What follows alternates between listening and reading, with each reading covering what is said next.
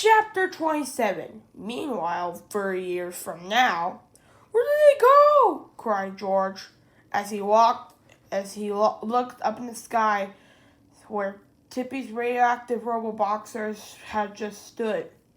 They disappeared, said Harold. They just vanished without a trace. Captain Underpants, as beardly old twin, flew down to George and Harold. What are we going to do now? Asked old Captain Underpants. Why don't you fly into school and splash some water on your face? Said Harold. Sure thing, boss, said old Captain Underpants. He flew straight to the nearest drinking fountain. In no time at all, he returned to his crabby old self. Well, said George, what are we going to do now? We're stuck in the future without a time machine. George, said Harold as he looked down at Cracker's nest. We got no money, no information, no nothing, said George. George, said Harold again, looking looking closer in the next. It's not like we can just go back to school and start over where we left off, said George. George,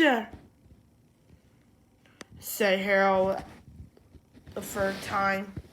What? Asked George finally. Harold pointed at the nest that Sulu had made for Crackers. It was the center of the nest with 3 purple and orange speckled eggs.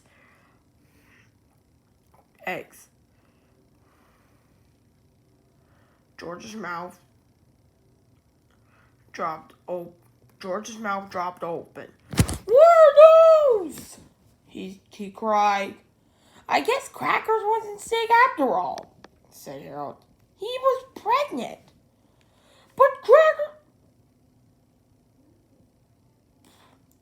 But Crackers is a boy. Boys can't lay eggs. Maybe Crackers is a girl, said Harold. Oh yeah, said George. I guess we would make more sense. George and Harold carefully picked up the eggs and aimed them. We've got to keep these eggs warm until Crackers and Sue get back, said George. But we don't know where they went, said Harold.